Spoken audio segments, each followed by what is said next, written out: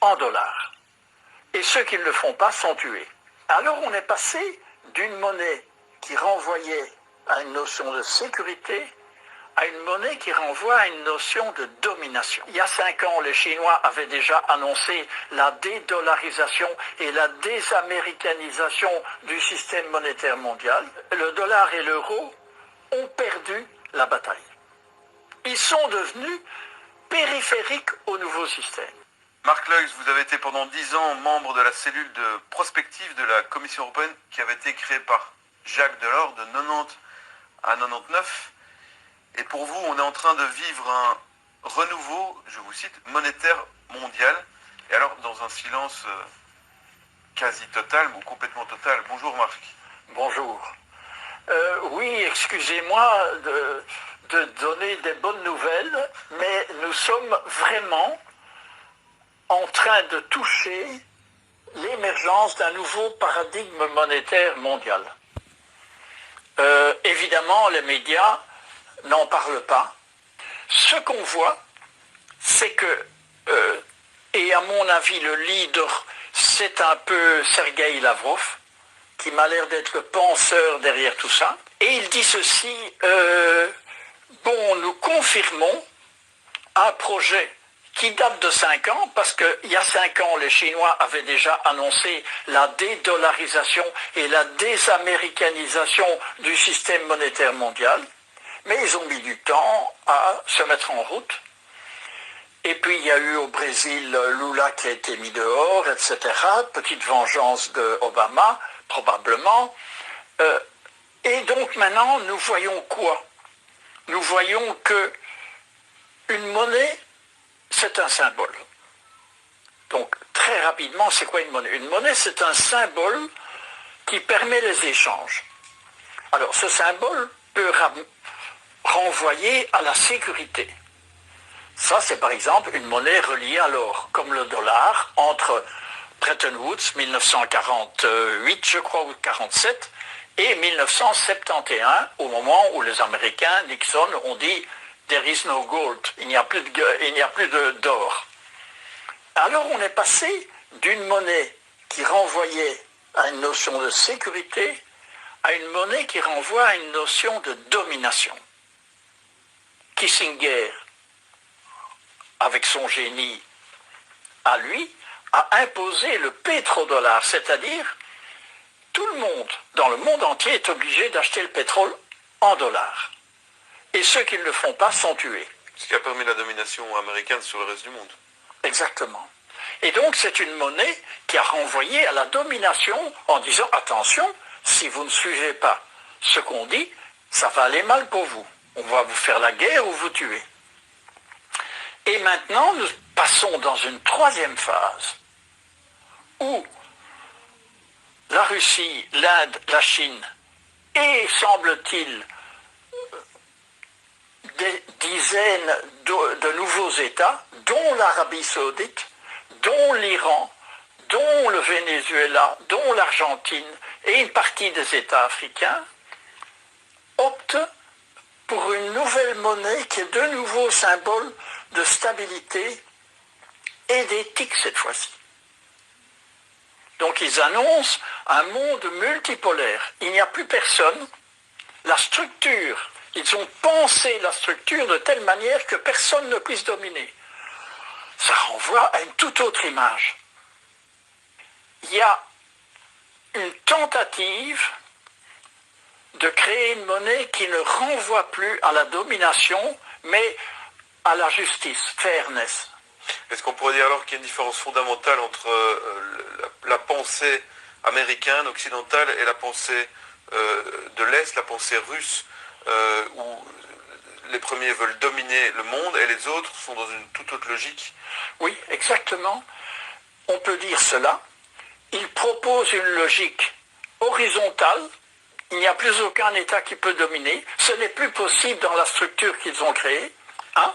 Et deux, l'euro, qui est le petit croupion du dollar, l'euro et le dollar et l'euro ont perdu la bataille. Ils sont devenus périphériques au nouveau système. Ça, c'est la balance de pouvoir, que évidemment nos journaux n'expliquent pas. C'est Ouais. très embêtant de dire qu'on a perdu.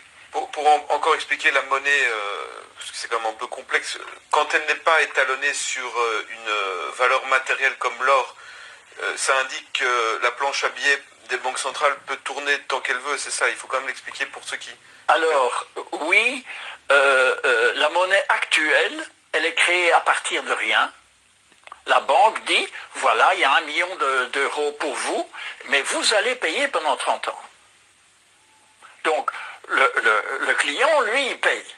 Et la banque crée l'argent à partir de rien. Ça, c'est un système qui, pour finir, pompe l'argent du citoyen. Les banques centrales, le système de banque centrale créé par les Américains est un système qui pompe. Qui pompe quoi? Mais l'argent des citoyens. Et oui, il crée de l'endettement Et crée et l'endettement. s'enrichit. Et s'enrichit. Parce que d'une certaine façon, l'endettement, si on le comprend bien, c'est une forme de vol. C'est une forme de vol poli, policé, et présenté comme normal. There is no alternative. Il n'y a pas d'alternative.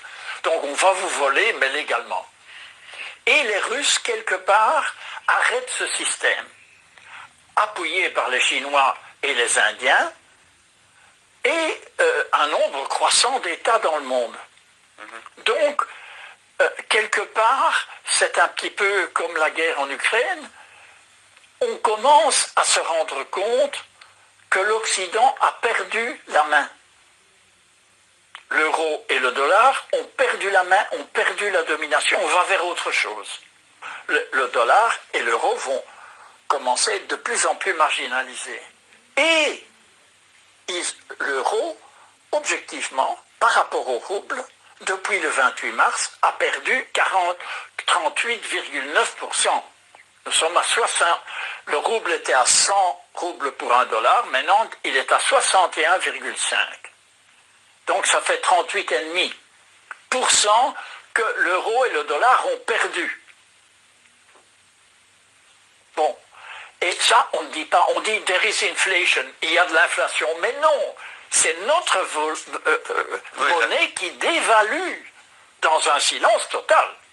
Alors, ce qu'on croit, on n'est pas certain, c'est qu'il va y avoir un processus d'annulation de beaucoup de dettes. Il va y avoir un changement profond du système de taxation qui va diminuer énormément. Et il va y avoir une augmentation progressive on ne va plus voler l'argent des citoyens. Ça veut dire que leur revenu va monter doucement. Donc on va vers plus de prospérité. Et alors, la toute bonne nouvelle, c'est que si vous croyez, mais c'est une hypothèse plausible, que le système mondial est dominé par des banquiers très riches comme J.P. Morgan, Rockefeller et Rothschild, si vous croyez cela, eh bien, nous sommes en train, les Russes, les Chinois et les Indiens sont en train de scier la branche sur laquelle ces banquiers sont assis. Quatrième point de comparaison entre les deux systèmes, un des systèmes, la monnaie est basée sur la dette, toujours. Dans le monde de Klaus Schwab et d'Ygritte Rissett, la monnaie sera toujours basée sur la dette, alors qu'elle sera basée sur l'or dans le système. L'or ou les matières premières, parce que je ne crois pas qu'ils aient assez d'or. Entre nous, hein. D'après ce que j'ai entendu, les Chinois ont beaucoup d'or, les Russes ont beaucoup d'or, mais pour assurer la monnaie mondiale, attends, les Américains avaient volé l'or. La guerre sert à ça, hein. C'est voler l'or des banques centrales des ennemis. Et donc ils ne se sont pas gênés ni avec la Banque centrale de France, ni avec la Banque centrale d'Allemagne, etc. Tous les pays qu'ils ont envahis, ils ont pris l'or partout. Et donc les Américains, après la guerre, avaient beaucoup d'or. Bon, et donc la nouvelle monnaie des BRICS, elle est stable. Elle envoie un message de stabilité. Et la monnaie du forum de Davos envoie un message de domination et de désappropriation. C'est-à-dire que tu n'as plus rien, quoi. le citoyen est tout nu devant la Banque centrale.